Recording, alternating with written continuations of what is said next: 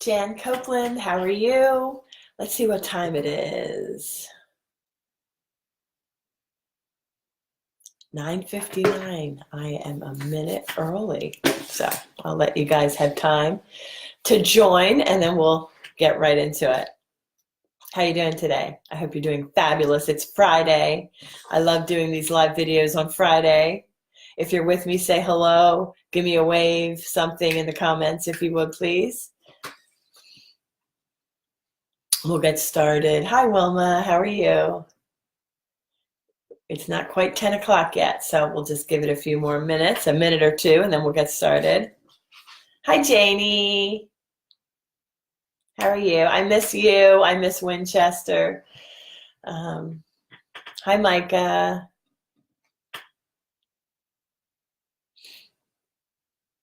You're busy as always, Janie. I love your posts. So today, ladies, we're going to continue. This is our 4th week together training on how to become a listing queen. So let me see what time it is. All right, it's 10 o'clock. Thank you for being on time. Hi, Kate. Hi, Amanda. All right, so I am Jan Copeland, the sales strategist and real estate coach at the Livy Bryn Success Boutique, and my twin sister and I started the Girls Guide to Outrageous Real Estate Success about a year and 3 weeks ago. And I'm just amazed at what's happening with the transformations that we're seeing with our clients in their business. Unbelievable, unbelievable, unbelievable. So I have a few announcements to make, and then we'll jump right into it. Hey, Lindsay. Number one, next week, there are 2 opportunities to catch amazing women live here in the Girls Guide, okay? Next Thursday at 2 p.m. Eastern for about 45 minutes, we are continuing with our outrageously successful agent profile. This is going to be our 10th month profiling an amazingly successful realtor. These are realtors who make upwards of 500,000 plus, okay? So they make at least 500,000 plus. So these are women that are movers and shakers. And so you definitely want to be a part of the series and watch it again and again. Her name is Ann Lusk, and she owns Sotheby's International Realty in Lancaster, Pennsylvania. Now, if you're like me, I'm from Pennsylvania, and I would never imagine that a market such as Lancaster, Pennsylvania would bring in so much business. And guess what? Right now, she and her team have 119 listings.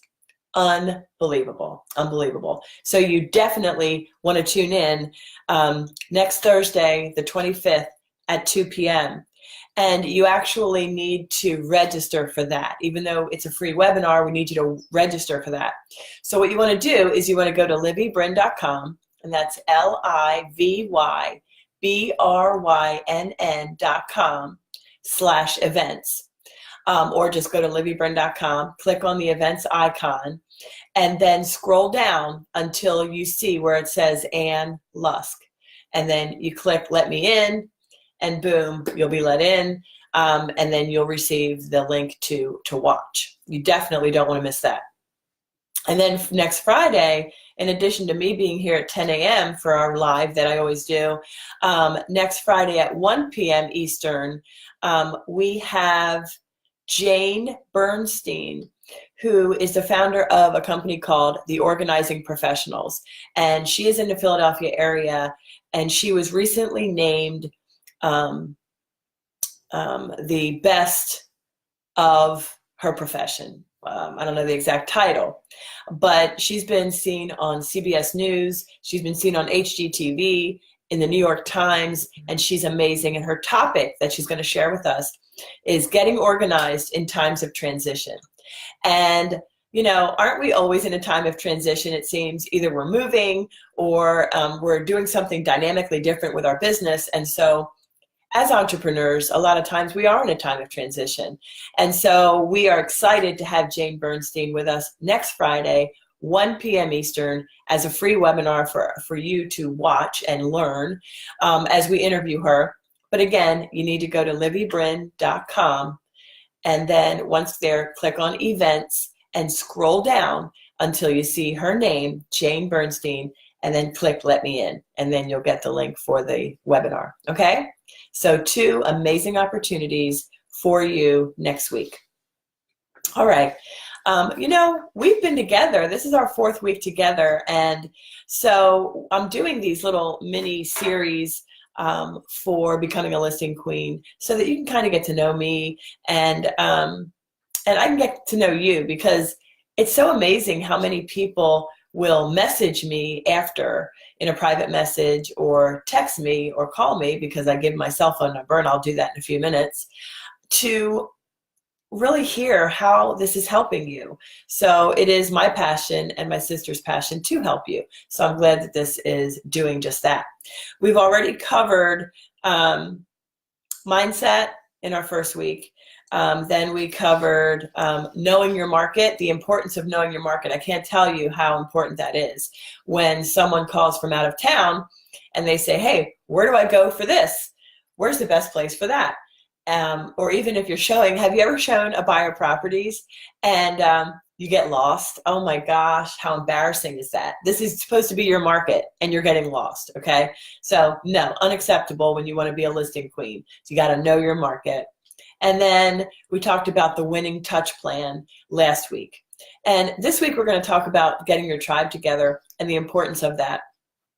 And so what do I mean by that? First of all, my name is Jan Copeland, sales strategist, head real estate coach over in Livy Bryn Success Boutique. And my cell number, because I'm always available to amazing women agents who are on a path to outrageous success, okay? My number is 540-931-5050. Haven't I said that a million times? Because I didn't change my number even though I moved. So anyway, what we're going to talk about today is, as a listing queen and as someone who wants to amass a lot of listings, okay, you need to have a support system that's going to support your vision of service to your clients, all right? So I'm sure you're like me, you want exemplary service. You want to give your clients exceptional service, right? And so in order to do that, homeowners are very busy. You know how busy you are. Well, guess what? Every homeowner is equally busy or more so, right? Many of them are traveling. At least as agents, we don't have to travel so much because our work is primarily where we live, obviously, except for conferences. So they really depend on us to roll our sleeves up, to know who the best of the best in pretty much every aspect, such as painters, who's the best plumber, who's the best electrician, who are the best lenders. And of course, you might be thinking, no, we're talking about listings. Why do we need to be in contact with lenders?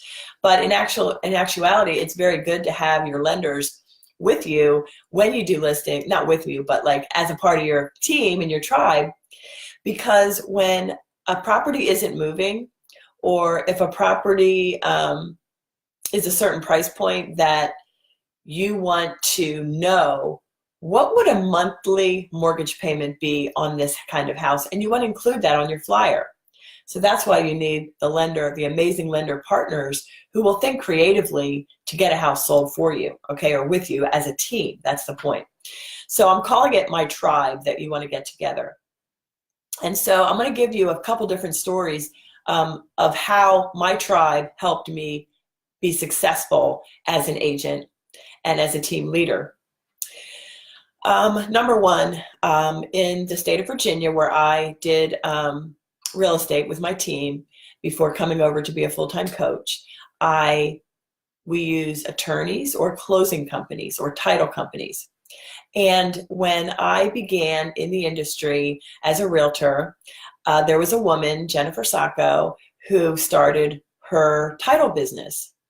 And so we kind of linked arm in arm because we were kind of the same in terms of tenure as entrepreneurs in our business, in our respective businesses.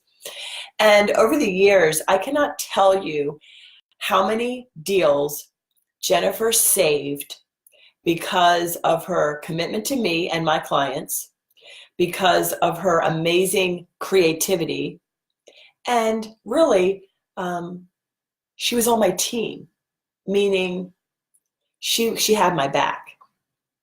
And one example was we had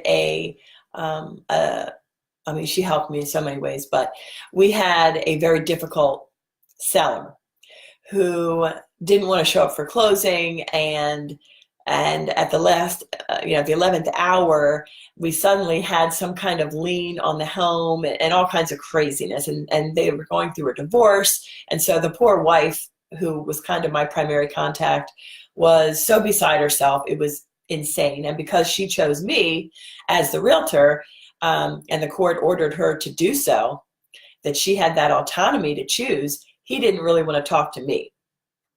And so, to make a long story short, I said to the wife, my seller, the wife, I said, come with me to the office of the title company the morning of closing, when he said he would not close and he would not pay off that lien. And we're going to go over to the closing company. And when we got there, we explained what was going on to Jennifer. She said, give me a few minutes. She went in her office, and I just love this about her. And ladies, this is why you need your tribe, okay? She called an attorney who called someone else that's in charge of God knows what. I mean, it was way over my head, ladies. It's way over my head. I can't even explain it. But 10 minutes later, 15 minutes later, she came out. She goes, let's call him. We need to call, your soon-to-be ex-husband. I said, I'm not talking. He hates me. And I said to the wife, don't you talk. Let's let Jennifer talk. Bottom line, Jennifer convinced him that he needed to show up, and that he would show up after she and I had gone, and we closed. There has to be a connection and a commitment from a closing company. And I don't know the law in all 50 states. And of course, we're international on Girls Guide, so I can't even speak anywhere outside of the United States either. But I do know this. However your clients close, you need to be like this with them. You need to treat them like gold. You need to really respect them and be, be loyal to them. I mean, when I was working with a client and they want to go somewhere else, I would plant a seed of doubt and say, you know what? I've been doing this a long time, well over a decade. I've seen horror stories with others. I recommend that you stay with my recommended Old Town title. And 9 times out of 10, they would. And you know what that does for you, ladies? Whew, you know it's going to close. Okay? So you really need to take ownership of building your tribe of people who are going to lift you up, make sure that they support your clients to the highest level of customer service that you expect of yourself. So that was just one example. In my market, many times when I went in, I was shocked and horrified by the color on the walls or paint. A lot of people in my market, I had my senior designation, SRES, and so I had a lot of senior clients, and they had 1960s wallpaper. I'm not kidding. And so many times I needed a painter, and I needed a painter yesterday. So I put out on Facebook many, many years ago, hey, I need great painters. And I have to tell you, ladies, my painter, and if you're in Winchester, Byron, Elvira is the world to me. I love that guy. Because what happens? You go on a listing appointment and you win the listing, all right?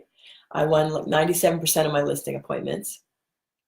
And you convince them that needs to come down. The wallpaper needs to come down, or something needs to be painted. And guess what? Next thing they say is, who's doing that? And we don't have time for that. I need to get listed. I have to be in North Carolina at my new job by XYZ date. So time is of the essence a lot of the time in real estate. Don't you agree?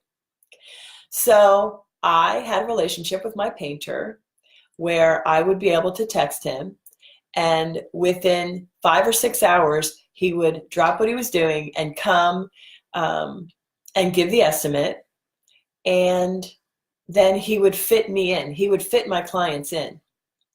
And you might think, well, that's mean because he was working with other clients. Well, that's true, but I was worried about my clients, and I was worried about, me looking really good to my clients, all right? And so that alone would get me deals and get them in love with me right from the start, because I was able to, on a dime, get people there. I had likewise had a contractor, electrician, a plumber, a lawn service. Oh my gosh, how many times do you go there and you're thinking, oh my gosh, curb appeal's bad. We definitely need something done with this landscaping, or even just a lawn cut or something. So ladies, I want to chat with you more about how to grow your tribe, So I am big face to face. I am big shoulder to shoulder. You need to be in front of people, okay? Jay, you remember that. Okay. So I'm big on being in front of people, and I'm big on thinking about how they're thinking, how the person that I want to get with, how are they thinking? And so I would reach out to all the contractors and, and painters, all those kind of people, and say, may I either get you beer, or may I, meet you for coffee at like 6 a.m. Okay, because they're supposed to, if they're good, they're going to be up early like you, and they're going to be ready to start their day. And I just remember the landscaper, he's like, well, if you can bring a 6-pack of beer, I can talk to you. I'm like, fine with me. Guess what? He was the best. He would always come through. And by the way, many times my tribe of I called them my tribe, but my people that I referred, they would respond so quickly to me, and I likewise would respond quickly to them. And sometimes when they would shoot me over an estimate, I'm thinking in particular about the landscaper, I would say, hey, this time can you do it for this? And sometimes they'd say no, and sometimes they'd say yes. And I would only ask that if my seller had already said, hey, I have a budget of this, so if you can get all this done in that budget, cool.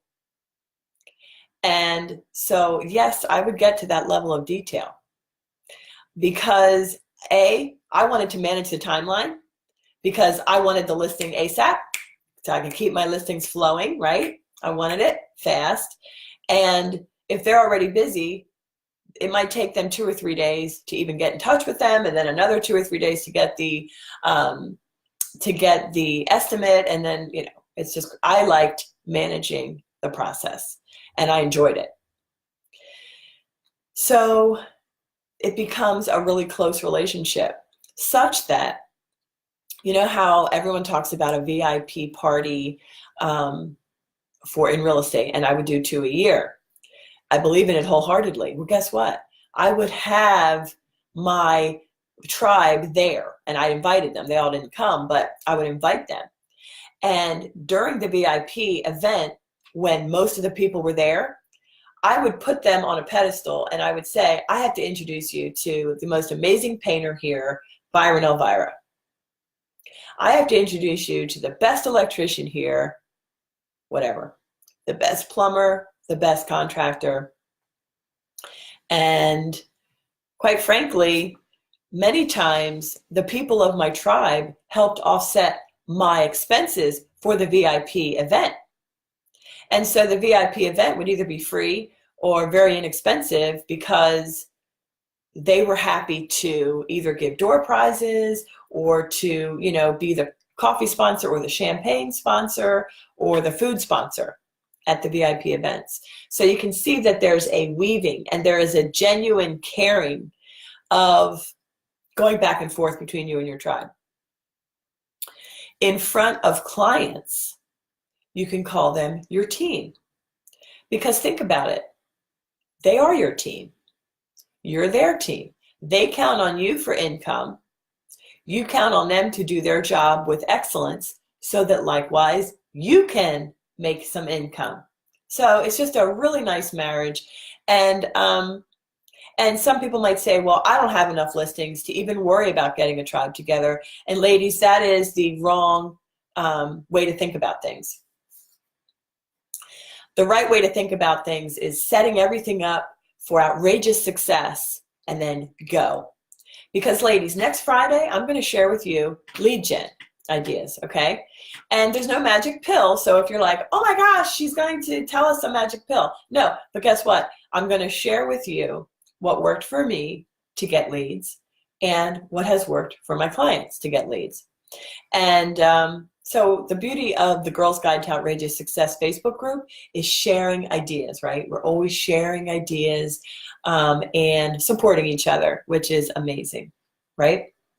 So I just want to go through some of these other people that you're going to have to, that I recommend you have in your back pocket that you proactively work toward getting, all right? And you may have to interview 4, 5, or 6 painters till you find one that's actually loyal. And that's okay. That's why this is a process, all right? And quite frankly, your tribe is going to refer business to you. So it's a beautiful marriage, and any way you slice it. So lenders, okay, I talked about before, I think on week 1 or week 2 in this training, that you need to have 2 conventional mortgage lenders. Then you need to have a banker, okay, because they can keep loans in-house and they don't have to be constrained by the governmental regulations. And then a bad credit specialist who can help you get people who have some credit challenges to be able to be viable buyers, okay? Home inspectors. I would always have 3. And I didn't always mention all 3, but I liked having 3 because as soon as your buyer goes under contract, and then we're talking about listing queen, but still, you want to be, you want to be sure that your buyer gets their home inspection real quick. And so you want to be able to have 3 amazing, at least 2 amazing home inspectors that you trust. And then of course, landscapers, and we talked about painters and contractors and plumbers and all, but what about stagers? What about designers and decorators? Because guess what? I don't know about you, but in my market, I would have people say, gosh, I'm not really sure where I'd put the couch in this house or the bed or my kitchen table, but I really love this house. Guess what I would do, ladies? I would call my amazing decorator and I'd be like, hey, can you come meet me at the XYZ house tomorrow at 2 and tell me, you know, how we might be able to make this work. And on several occasions, I would be able to get that buyer into that house. And one time I was a listing agent as well. And so it was a beautiful thing to get these people in to the house, and I was on both sides. How about home office organizers? All right, home and office organizers. I already talked about closing companies and real estate attorneys. How about accountants? Ladies, here's one thing I want to share with you. You know, one time I had this amazing seller. She was so sweet, and she had an investment property that I actually was surprised that the appraisal came in like 11,000 under what we were under contract for. And I was really shocked. I couldn't believe it. But I spoke with the appraiser, and he wouldn't budge. And he proved his point to me. So when I talked to the seller, I thought strategy before I called her. And I'm like, it's an investment property. What does that mean? When it's an investment property, I understand the law to be that when an investor sells an investment property at a loss, that the difference, you know, that loss can be taken off their taxes in some way, shape, or form. I don't know all the details, but I know that much. So when I called her, I told her about the appraisal. And you know, who would want to make that phone call, right? Nobody would want to make that phone call. So I just said, hey, do you have a few minutes because we need to talk? And are you in town because we can meet? And she said, yes, I'm in town. I said, okay, can we meet at the Panera? Great. Because I really wanted to get with her in person. I didn't think this was something to cover over the phone. So I said, I have good news and bad news. Which do you want first? And she said, give me the bad news, get it out of the way. And I was so thankful that she said bad news. So I'm like, what would I say if she said good news first? But God works things out. So I said, okay, the bad news is that the appraisal came in, you know, under the agreed upon sales price. But the good news is there might be an upside for you. There may not, but there may. And so you and I have to talk about what you're willing to sell this house for, because I need to let the buyers know. Because the buyer's agent had already told me that they were not going to pay a penny over appraised price. So we knew where we stood with that. So I said, I just have a few questions. So this is an investment property, right? Mm-hmm. How long have you had it? 3 years. Okay. And it was a rental, right? Okay. So do you have an accountant? Yes. Okay. So my understanding of law, of accounting is, and I am not at liberty to even act as an accountant. So please understand, I am not acting as an accountant at this point, and I want you to verify everything that I'm suggesting or talking about with you with your own accountant. I'm glad you have one. So there's going to be a loss, and she had to bring money to the table. She had to bring like $4,000 to the table or something. And but she really wanted out. She'd already told me she wanted out. She didn't want to keep being a landlord. And when I shared this information with her, she went back to her accountant, and within like 3 or 4 hours, she goes, I'm signing off on it. Thank you so much, because if you would have just come to me, Jan, telling me that I was going to be bringing money to the table, I would have said no. I would have said no, and then I would have asked you to put it on as a rental for another 12 months and hope and pray that we could sell it next year. And she said, but I'm so glad, because I wouldn't have even thought of that. And so, ladies, that is just one example of being creative, staying with each deal until you've done all that you can to try to get it to closing, and you know, using what you know. And in that case, you know, I called an accountant that I knew, happens to be my niece, and I said, hey, am I right in this? So ladies, we're talking about being a listing queen and having a tribe of people who are going to pick you up and back you up. They're going to be your back. And picture them as your job, right? Because as an agent, that's what we do, right? We are constantly holding our clients up, keeping them, you know, above the fray, and telling them not to worry. We've got their back, right? And that's what the tribe is for. We have their back, they have our back. All right. So accountants, movers, of course, movers are always, people always ask, who should I use to move? And then, of course, if you're in an area with well and septic, you need those kind of professionals. Engineers for, foundation issues. You might need an engineer. A radon specialist, mold remediators and testers, chimney sweeps, roofers, window companies. I mean, I had all these people in my tribe, and it took years. I mean, I was an agent for well over a decade. So don't think of this as some insurmountable task that you're never going to have your full tribe complete, because guess what? Throughout the years, I had an amazing contractor, and then they got out of the business, and then you're like, oh, shoot, you know, you need to scramble.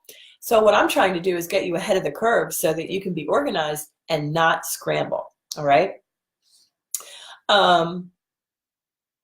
And then one other word on this is that even if you are an independent agent and you aren't, you don't have a team, nor are you on a team, you still want to start thinking of and presenting yourself as an agent with a team.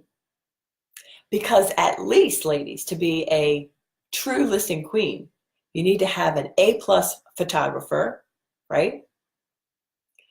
And your closing company that you trust, that when push comes to shove, they're going to work super hard to get your deal to close, all right? To be complete. And so that's a team. So you have a team. And there's no reason why, if you have a website or if you have a blog or whatever, that you can mention me and my team.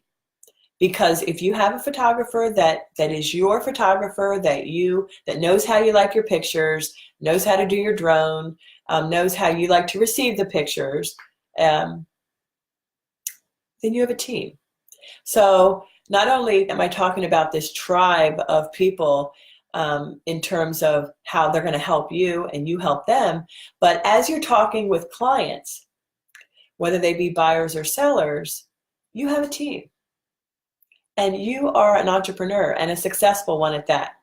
And you are on a path to outrageous real estate success because you took time to watch this video, and hopefully you can go back on the Girl's Guide to Outrageous Real Estate Success and look at all the other videos if this is the first one you're seeing, where we talked about mindset, know your market, and the winning touch plan.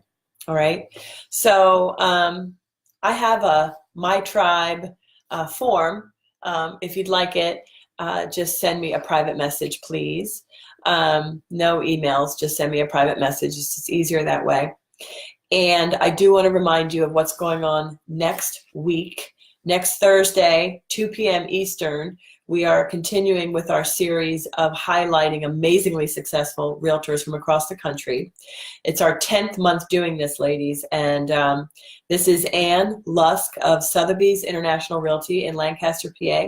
She currently has 119 listings, she and her team. She has a very successful team, and she's going to be sharing with us how she grew that team in Little Lancaster to a very successful business. And then next Friday at 1 p.m., we have a free webinar with Jane Bernstein, who is the founder of the Organizing Professionals, who was featured on the CBS News, HGTV, and in the New York Times. And she won some big award for being like one of the best certified professional organizers. And her topic is getting organized in times of transition. Now, to watch both of those free webinars, you need to go to livybryn.com, and that's LIVYBRYNN.com. And once there, in the upper right, you'll see events. Click on that, and then scroll down until you see either the professional organizer, which is Jane Bernstein, or the agent, Ann Lusk, and you can just click on there so that you can be included in those two webinars. All right. So I think that is it. Let me check if there's any questions. Kim says, what if you are a realtor stager? How would you market that, of course, as a brand you? Okay, Kimberly, I likewise had my staging certification. And so I would use that as an advantage in the following way. I would use it as an advantage in the following way, or rather as an advantage in that I had the right eye and I knew what furniture should probably either be in storage or in the basement or away from a main level area. And I knew how to move furniture around. But when I was listing a vacant home and the vacant home would need some love, because as you may or may not know, vacant homes can look super small. Or if you have a nice, beautiful, big listing, a vacant home can look cavernous, and that can actually be a turnoff. So I did have a stager, even though I had my staging certification for vacant homes, because I didn't have an inventory of couches and mirrors and things like that. I did have an inventory of styling items, like to make sure I had great pictures, but I didn't have enough inventory for couches and beds and things like that. So, of course, I used my styling and staging expertise and certification as a brand you. Absolutely. But for purposes of the My Tribe deal, I had a stager who had the inventory. So that's what I meant there. Wilma says, how many of each? I was loyal, so I had one of each that was my primary in terms of my tribe, and then I would have a backup. Sometimes I didn't have a backup. Let's see. Any other questions? I think that's it. Any other questions? Looks like not. All right, ladies, been together for 35 minutes. I wish you an amazingly productive Friday and an awesomely productive as well and hopefully fun weekend. And just message me, Janice Copeland, Janice Copeland, and I'll be happy to get you the My Tribe form. Have a great day. Bye.